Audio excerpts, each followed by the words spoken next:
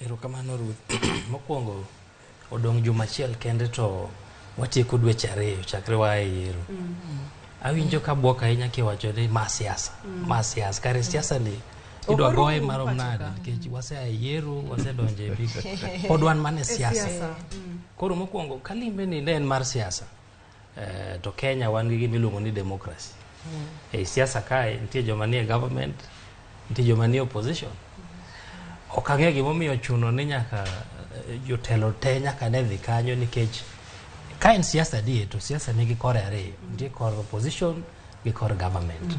Mano mokwongo. To mar ariyo Ruto sani en president mar ji te. Ok dang' wach ni koro en ni kodhi Homa Bay to nitie kaka nyaka timne nikech en president. En president mar ji te, mana ka Chalino wacho ni jo Homa Bay be chulo osuru. Dongruok manoyango ka gi dongruok ma ok nyaka wer moro kata miel moro mondo ka dongruok go bi. Gin gik ma gin ratiro mag jopiny. Omiyo an agombo mani siasa wani bende koro oyue matin. Wachake timo limbe mamoko mopogore gi mar siasa kata mag pimo ni piny chalo nade to kech piny uchumi mar Kenya sani asewacho ding'eny ni chalo jatuo.